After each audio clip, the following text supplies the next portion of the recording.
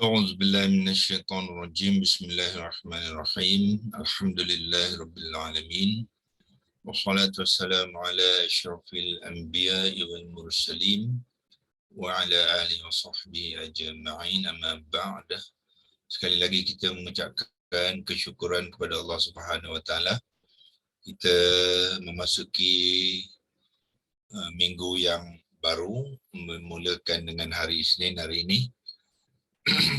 Alhamdulillah kita dapat sekali lagi bertemu dalam usaha kita untuk mengenal kalimah-kalimah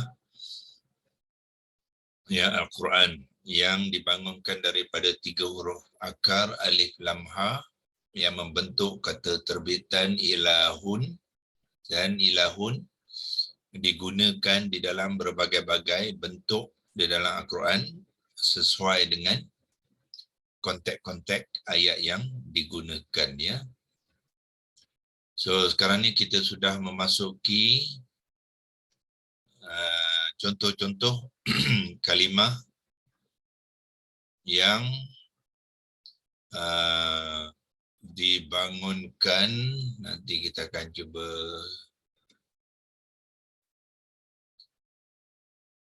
daripada alif lam ha tadi, iaitu ilahun,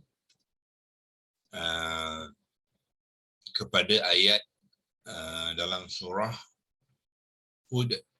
So, surah ke-11 tu maknanya surah Hud, dan kita telah pun minggu lepas berkongsikan beberapa kalimah-kalimah yang membabitkan Rasul-Rasul Allah yang dihantar oleh Allah kepada kaum-kaumnya tertentu. Ya, so bila Rasulullah ni hantar kepada kaum yang tertentu dalam ayat yang ke-50 surah Hud tu, iaitu yang ni merujukkan kepada Nabi Hud alaihissalam, dihantar kepada kaumnya ya Hud, kaum Ad.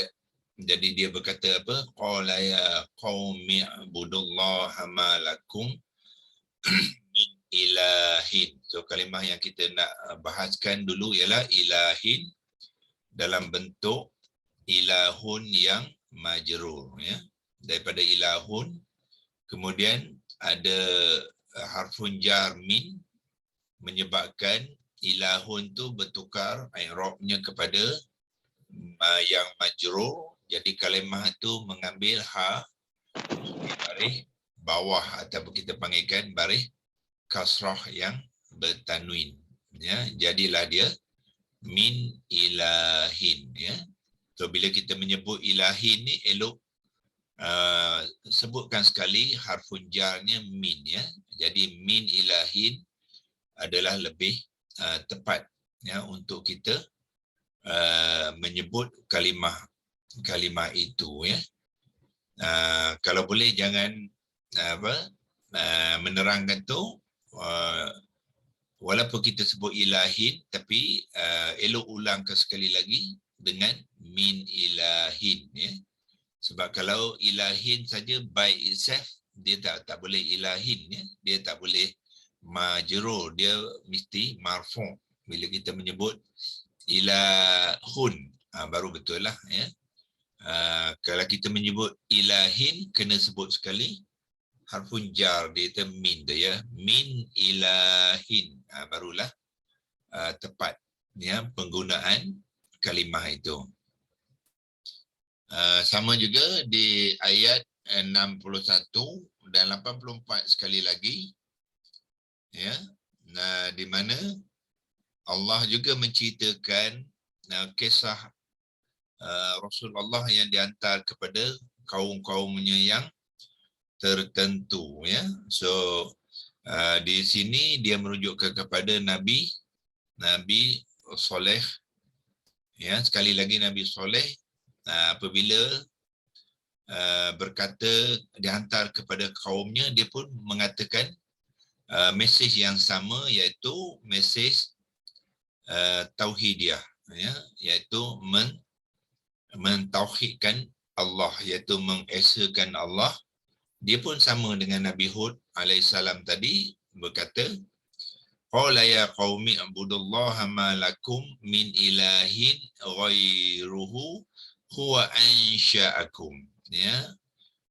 Kalau kita nak confirmkan ada apa yang mana rasul yang mana satu, so kita tekan di sini, dia akan memberi ayat tu sepenuhnya yang menunjukkan siapakah yang berkata qala tu. So sini kita akan tengok ya. Salihah tu maknanya Nabi Soleh lah. Ya. Kaum dia apa? Kaum Samud. Ya. Jadi wa ila Samud akhahum Salihah. Ya. Dan kepada kaum Samud tu diutuskan siapa? Saudara mereka. Akha tu ialah saudara. Ya. Jadi saudara tu apa maksud? Ahli keluarga mereka, ya, ahli keluarga Quraish mereka, ahli keluarga kaum mereka, maknanya sahabat mereka juga, iaitu Nabi Soleh. Ya, so Nabi Soleh pun mengatakan yang sama, qala ya qaumi ibudullaha ma lakum min ilahin ghairuh. Nabi Soleh berkata, wahai kaumku, sembahlah Allah, tidaklah ada bagi kamu selain daripada dari Tuhan-Tuhan, Tuhan-Tuhan apa-apa Tuhan-Tuhan yang selain daripadanya. Ya, so itu apa ni, asas tauhidiyah, ya, asas pengesaan Allah. Ya. Dialah huwa, dialah iaitu Allah tadi, huwa ansha'akum, dialah yang telah menjadikan kamu, mencipta kamu, ya, ansha'akum. Kemudian Allah ulangi cerita yang ketiga mengenai Nabi Syuaib. Ya.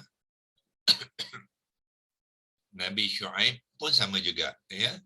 Nabi Syuaib dihantar kepada kaum dia Al-Madayan, juga menyatakan statement of unity of Allah, ya, iaitu penyataan tauhidiyah.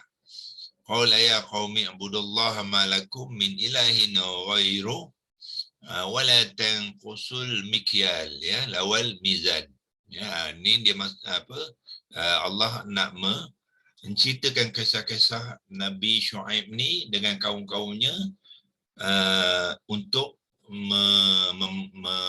membentras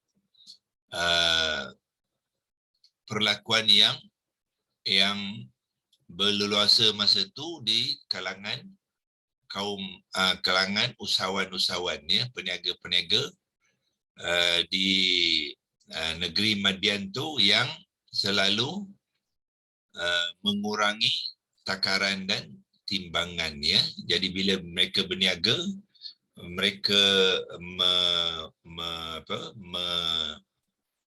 tukaran ni kita kata menyukat, ya, menyukat barangan, mereka kurangkan sukatan. Dan kalau mereka menggunakan timbangan, mereka mengurangkan timbangan kerana ingin mendapatkan untung yang lebih, ya. Perbuatan ni adalah perbuatan yang dikira menipu pelanggan, ya, menipu pelanggan. Jadi Allah hantarkan Nabi Syuaib untuk membetulkan perlakuan mereka itu, ya. So itu dalam konteks ayat 50, ayat 61 dan 84, ya. Kalau kita nak tengok yang sepenuhnya, non-qasad, ya, naqasa, ataupun kita boleh cek sama ada naqasa ataupun naqisa, dia punya tiga huruf akar dia non-qasad lah. Tapi kata dasar dia apa tu kita boleh, ya, boleh cek di dalam korpus pun boleh. Kalau ada bantuan dalam korpus, kadang-kadang kalau tidak ada dalam korpus, kita boleh dapatkannya di dalam Arabic dictionary, ya, yang komprehensif, ya. Okey, so kalau kita tengok ayat tu untuk ulang kaji kita, Ya, ayat tu ilahin tadi adalah dalam konteks apa? Dalam konteks penyataan Nabi Syuaib kepada kaum Madian, ya. Dia pun mengatakan yang sama, qala ya qaumi ibudullah ma lakum min ilahin ghairu wala tanqusul mikyala wal mizan, ya. So mesej yang nak disampaikan oleh Syuaib, Nabi Syuaib ni ialah wala la ni apabila diikuti dengan ta di dalam kalimah fi'il mudhari' dan ta mudhari' itu mengambil waw alif ziyadah. Yang penting untuk mengenal dia, ya. Ada berapa tips di situ. La ni boleh jadi la nafiah, boleh jadi la nahiyah, ya. Bergantung kepada bergantung kepada fi'il mudhari' selepasnya. Kalau fi'il mudhari' selepasnya ta dengan waw alif ziyadah, maka la ni adalah la nahiyah, melarang. Ya. Kalau ta ni di hujung dia waw nun, ya, kalau dia waw nun bermakna fi'il mudhari' ini adalah fi'il mudhari' yang marfu', dia bukannya larangan. Dia hanya mengatakan statement of negation. Maknanya la tu akan menjadi la apa? La nafiah, menafikan saja. Bukannya larangan. Ya. Penting untuk kita mengenal, ya. Jadi waw alif ziyadah ni memainkan peranan yang penting, ya. Dengan waw nun. Waw nun dia bermakna penafian. Kalau waw alif ziyadah bermakna larangan. Ya, dalam konteks ini waw alif ziyadah maknanya melarang kata. Ya, jadi Nabi Syuaib kata kepada kaum ni wala tanqusul mikyala wal mizan, maka janganlah kamu semua mengurangi mikyal, iaitu takaran, sukatan. Contohnya kalau menjual gandum, menjual kurma, menjual gula, ya, yang biasanya digunakan dulu menggunakan takaran, ya, takaran. Maka janganlah mengurangi. Yang banyak cara, ya, orang-orang yang nak menipu pelanggan dia mengurangkan takaran ni. Sebagai contohnya, ya, takaran tu sebelah bawahnya dia ada benda lain, ya, benda lain. Jadi bila dia masukkan barangan tu dalam takaran tu nampak penuh lah. Dari luar nampak penuh.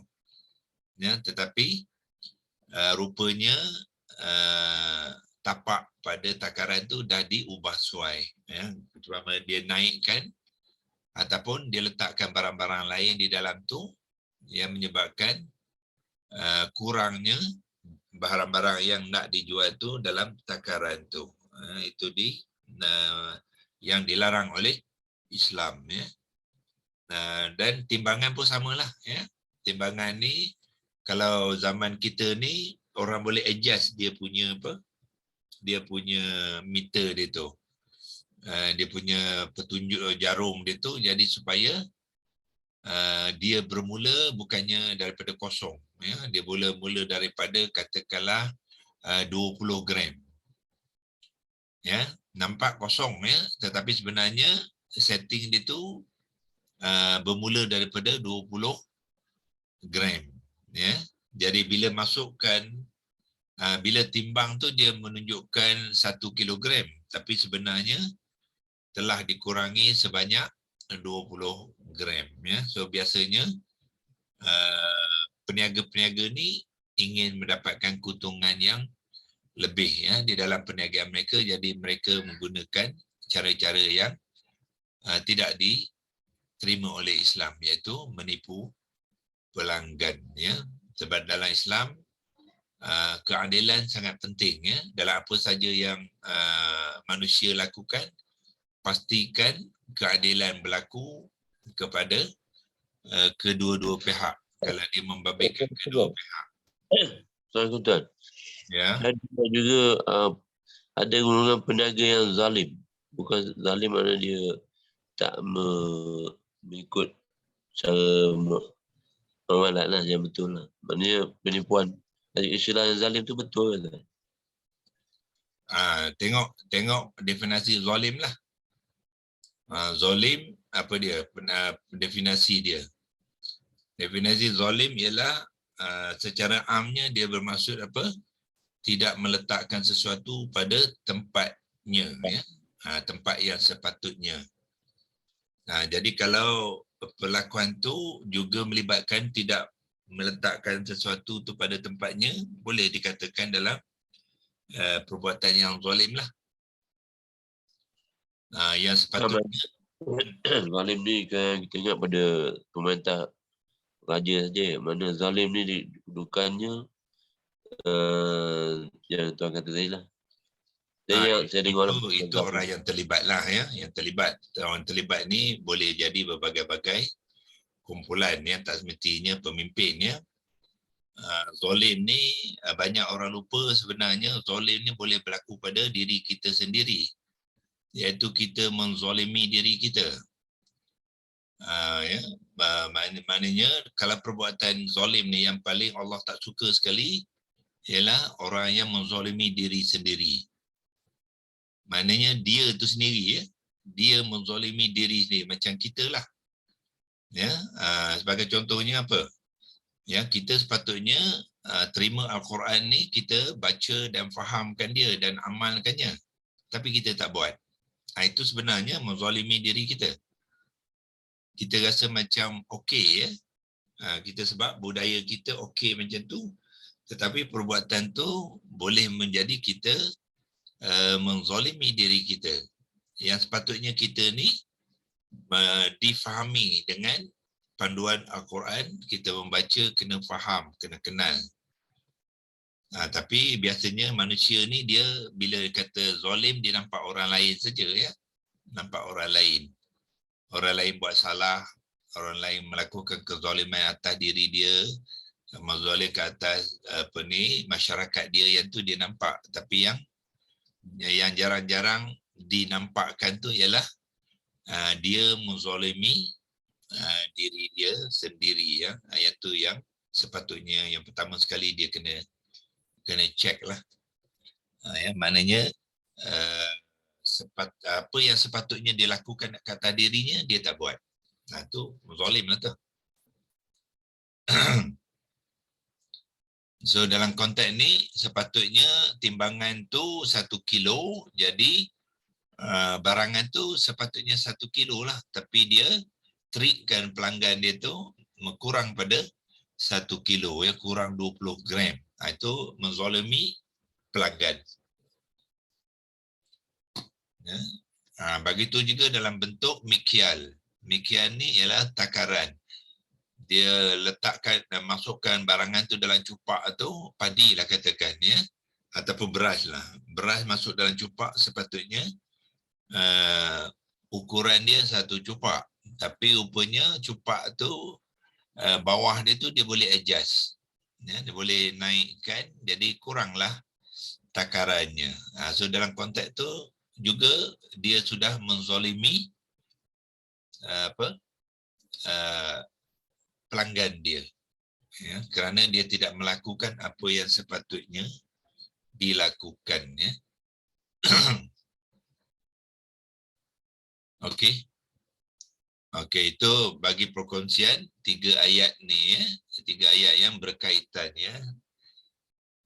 Okey, kita hari ini boleh mulakan dengan ayat selepasnya, iaitu fama aghnat anhum alihatuhum. Saya besarkan sikit. Ni dia. Fama aghnat anhum alihatuhum allati yad'una min dunillahi min syai', ya.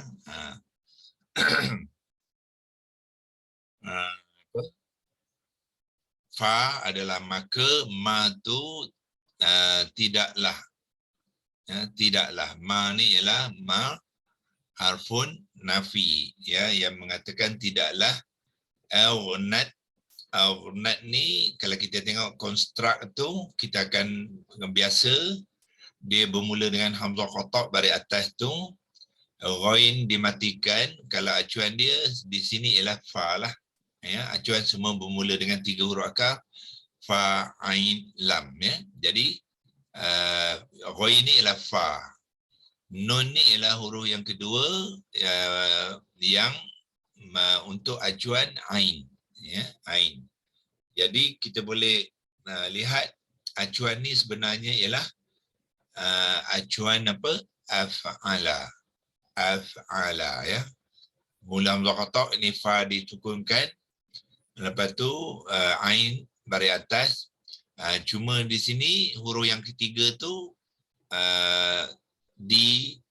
tidak ada dalam tulisan tu. Kenapa? Sebab huruf ketiga dalam kalimah ni ialah huruf yang lemah. Huruf illah dipanggil. Iaitu 3 huruf akar dia ialah ghain, nun dengan ya. Ya. Ghain, nun dengan ya. Ya, so apabila membentuk kalimah dia jadi au-na. Au-na, ya. Na, lepas tu ada ya tu akan bertukar kepada alif maksurah. Ya. Alif maksurah ialah alif mat. So bila ada alif mat bertemu dengan ta yang sukun, jadi alif mat tu digugurkan. Sebab itulah di sini tidak ada huruf selepas nun, sebab dia adalah huruf illah, iaitu huruf ya dalam bentuk huruf akar, dan apabila membentuk kalimah dia menjadi alif maksurah, iaitu au-na. Au-na, lepas tu nak digunakan dalam bentuk muannas, ya, mata maftuhah yang sukun, bermakna nak dibentukkan dalam bentuk muannas, nak menunjukkan fa'il adalah yang muannas. Ya, fa'il kepada fi'il madhi ni adalah sesuatu ataupun seseorang dalam bentuk muannas. Sebab tu digunakan ta maftuhah, ya. Mungkin saya tunjukkanlah, ya, supaya tuan-tuan dapat melihat apa yang sebenarnya yang kita bincangkan di sini. So kita ambil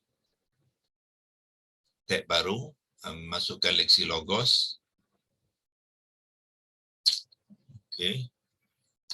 Tengahkan sikit. Tu dia yang dimasukkan au-nat, ya. Au-nat. So macam mana pembangun au-nat tu?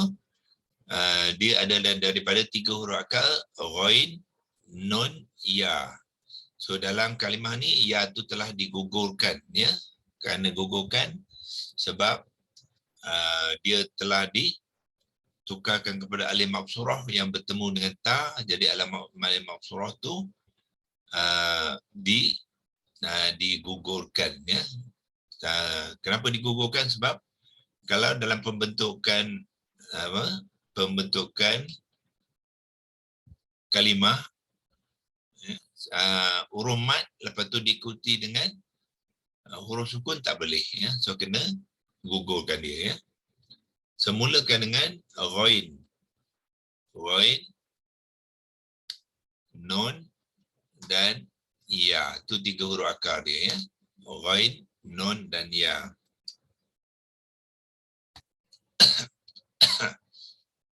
Okey. Okey. Apakah agaknya 3 huruf akar ghain, nun, ya ni?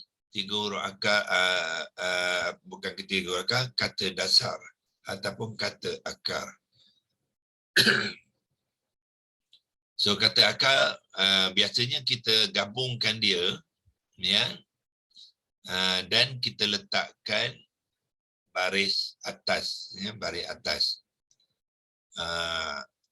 Tetapi dalam konteks ni nun ni mengambil baris bawah, ya. So 3 huruf kata dasarnya ialah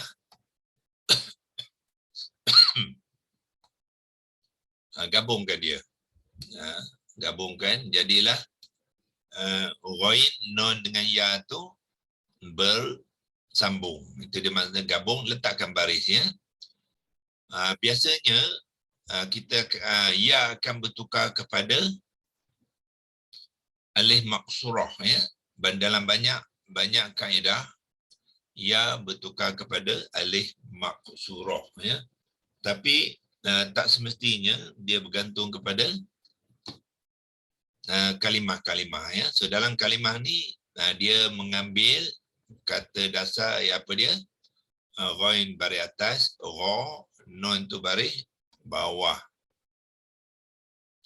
Dan ya tu baris atas. Ya. So ini apa kita panggil exception ya. Exception kerana apa? Sepatutnya ya tu bertukar kepada alif maksurah ya. Kenapa macam ni? Itu kena tanya orang Arab lah. Ya.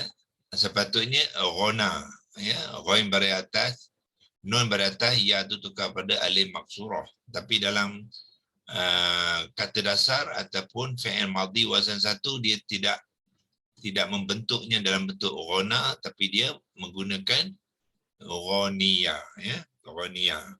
Ya.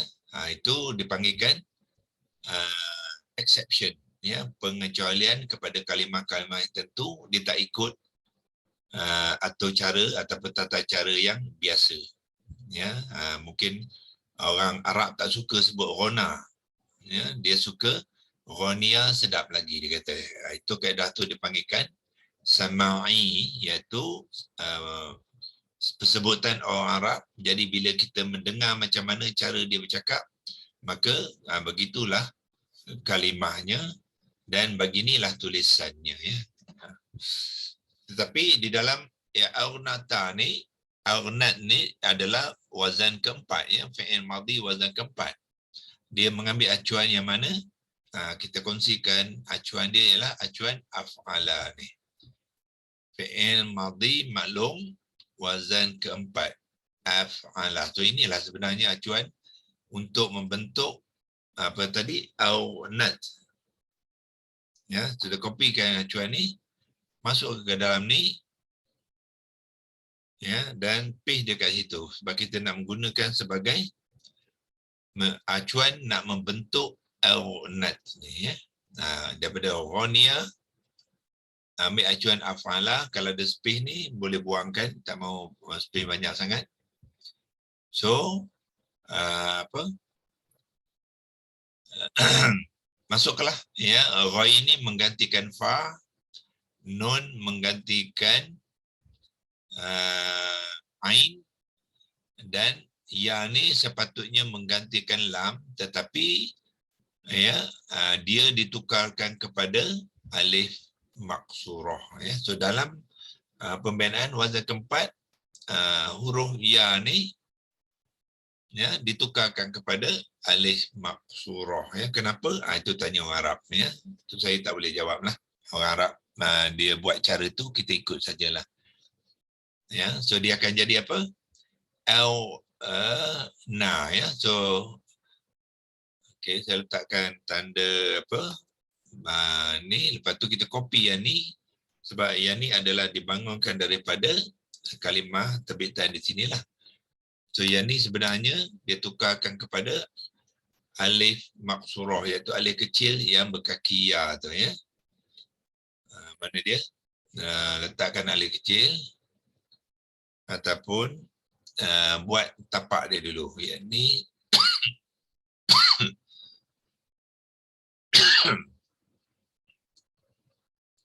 ya, okey. Tu dia ya. Al-na. Ini ialah wazan yang keempat. Fi'il madhi wazan keempat. Ya, masih lagi muzakkar. Masih lagi muzakkar ya. Apabila nak menukarkan fi'il madhi kepada muannas, jadi au-na ni tambahkan ta maftuhah yang sukun di sini ya, tambahkan ta yang ta sukun ni, kita boleh copy saja di sini, nak type pun boleh, nak copy pun boleh ya. Tengok yang mana senang, tu dia. Bila nak menukarnya kepada muannas, jadi kita tambah ta maftuhah yang sukun tu, kemudian gabungkan dia. Ya, so di sini kita gabungkan dia, copy saja.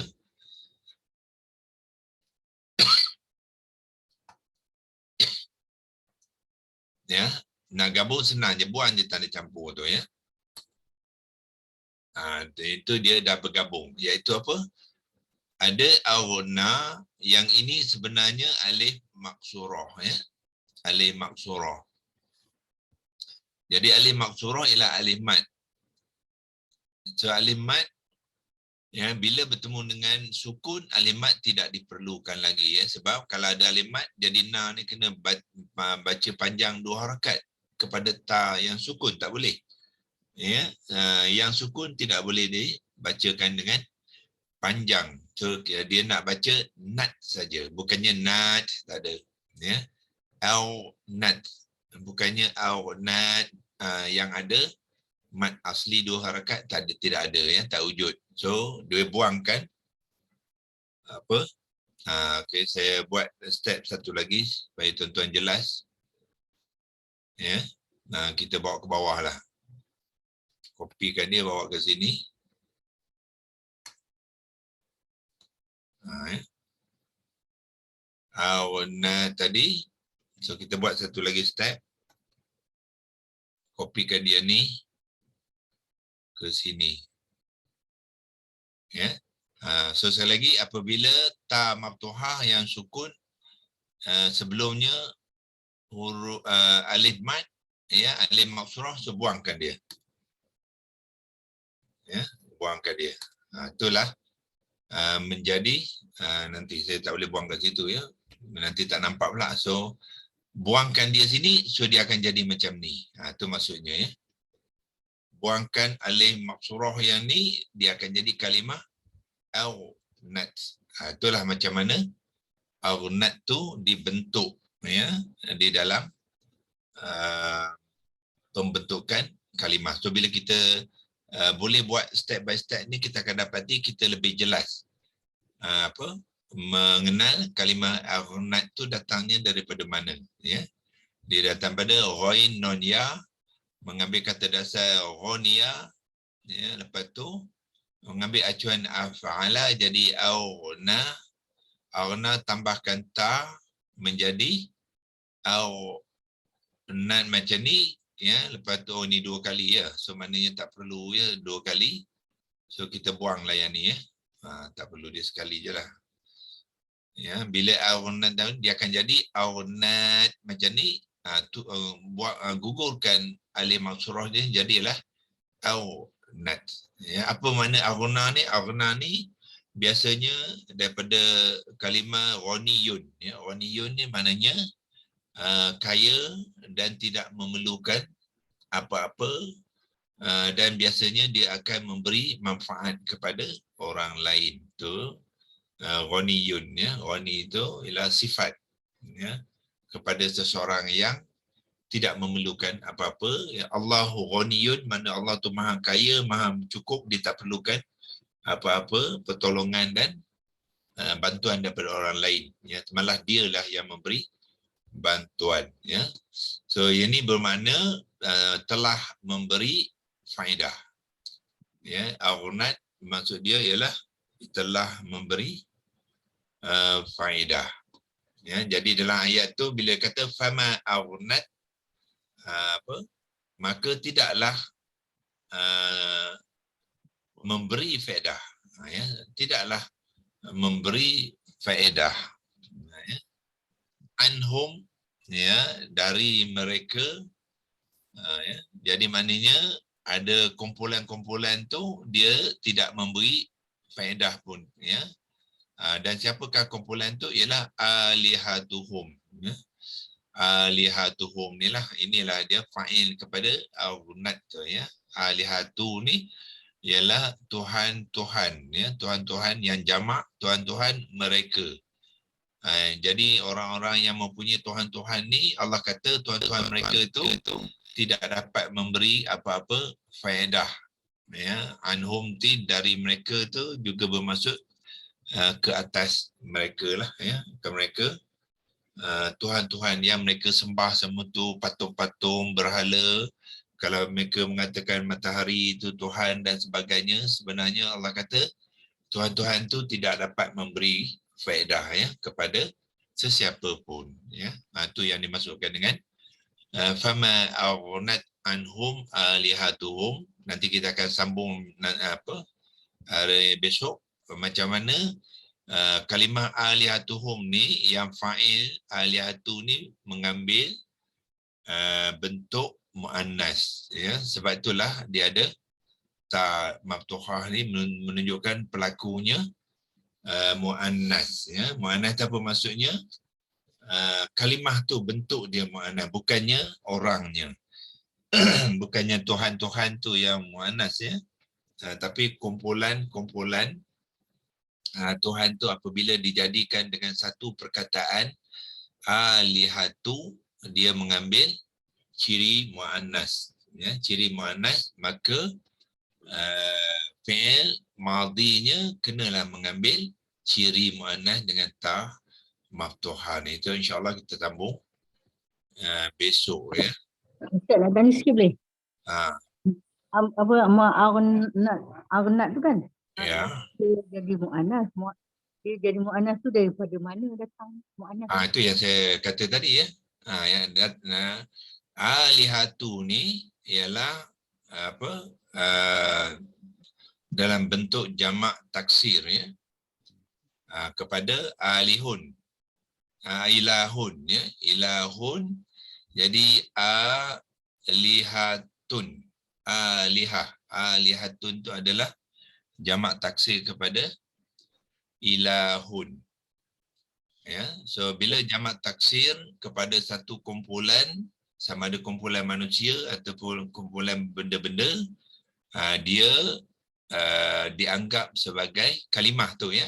Kalimah tu dianggapkan sebagai muannas. Ya, muannas. Tapi Tuhan biasanya dia tidak mengambil muannas. Tuhan itu sendiri, tiap-tiap Tuhan tu dia mengambil muzakkar. Ya, cuma kalimah ni saja. Ya, so kalimah ni akan mengambil bentuk muannas. Untuk alihatu ni menjadi fa'il kepada auna. Ya. So sebab dia dilihat dari dengan kacamata muannas, maka dia mengambil bentuk muannas, menjadilah dia ditambahkan ta yang maftuhah ni ya. Tuan macam sifat muzakkar bagi Allah. Muzakkar dan konteks ayat Tuhan tu muzakkar. Kalau nak menceritakan Tuhan tu bentuk muzakkar. Tapi ini bukan nak ceritakan Tuhan tu. Dia nak menerangkan pelaku ni ialah alihatu.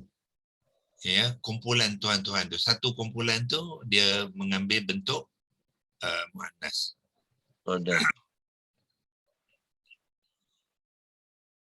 Okay, terutamanya apabila dibentuk dalam bentuk jamak taksir ya, jamak taksir yang melibatkan bukan, terutamanya yang bukan benda yang berakal lah, bukannya manusia ya. So, biasanya akan dilihat sebagai kalimah yang muannas. Bila muannas diambil lah aunat, bukannya auna ya. Apa buktinya? Tengok dia punya isim mausul ya. Isim mausul allati. Itulah menunjukkan kalimah ni alihatuhum ni sebagai satu kalimah ya. Sebagai satu kalimah. Kita kena faham ya. Kalimah ni boleh dilihat dari segi luarannya, form dia, dan juga dari segi konten dia ya. Konten dia muzakkar, tapi form dia adalah muannas. Itu kan alati mausul ni boleh juga dia menyambung cerita ke belakang. Memanglah. Dia nak cerita alihatum ni apa dia? Nak sambunglah cerita dia. Inilah sambungan dia. Sambungan ni ialah apa dipanggilkan silah. sambungan ya. Sambungan. Jadi alihatuhum ni berperanan sebagai fa'il kepada anak ni yang tidak memberi faedah pun kepada orang yang sembah dia tu. Pada masa sama nak cerita lagi tentang Tuhan tadi apa dia? Tuhan tu ialah yang ya, allati tu yang lah. Nampak allati ni singular ya. Tapi alihatuhum ni ialah plural. So apa yang dimasukkan ialah kesemuanya dilihat dalam bentuk satu, kumpulan. Dia jadi kumpulan. Kumpulan akan mengambil isim mausul yang satu yang muannas. Jadilah allati, bukannya allazi ya, allazina ya, tidak ya. Okey. So insya-Allah kita akan sambung besok ya. Kita habiskan ni. Kalau perlu kita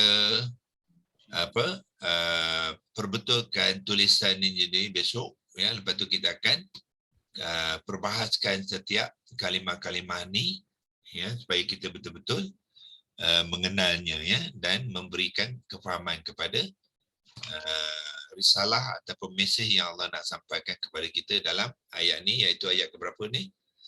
Ayat yang ke-101 surah Hud. Ini ayat terakhir ya, sebab kita ada beberapa contoh, ada 7 ya. Surah Hud ada 7 contoh, yang ni yang terakhir surah Hud sebelum kita masuk ke surah ke-13.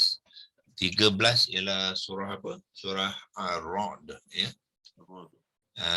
Selepas surah 11 ialah surah ke-12 surah Yusuf. Selepas surah Yusuf kita masuk surah Ar-Ra'd, lepas tu surah Ibrahim. Ini surah Al-Hijri, Al-Hijru ataupun suratul Hijri. Okey, so insyaAllah kita berhenti di sini dulu, kan kita akan sambung. Ustaz nak tanya, kelas baru tu hari ni start ke Ustaz? Hari ni start. Ada siapa ni? Selama. Selamat ya. Kita mulakan hari Isnin ke hari Khamis masuk? Hari Senin. Hari Isnin malam ni. InsyaAllah. So malam ni kita akan berikan penerangan dulu ya, kepada peserta-peserta baru, apa yang persediaan-persediaan yang patut ada pada diri kita dan sebagainya. Ya, lepas tu saya akan memperkenalkan juga tenaga pengajar kita yang akan bantu saya, Tuan Haji Amaran ya. Haji Amaran ni pun adalah sebenarnya pelajar kita ya. So pelajar kita yang dah kita latih, sebab memang tujuan program kita ni ialah akhirnya kita nakkan peserta-peserta ni menjadi tenaga pengajar ya. Sebab Nabi suruh kita belajar Al-Quran dan mengajarkannya. Kalau kita belajar saja, maknanya kita tak menyahut seruan Nabi. Nabi kata apa? Khairukum man ta'allama al-Quran wa 'allamahu. Yang terbaik di antara kamu ialah orang-orang yang belajar Quran dan mengajarnya. Jadi Puan Salamah ni nanti kita nak kena pasangkan niat dan azam ya. Niat dan azam ni adalah dua perkara yang berbeza ya. Masya-Allah.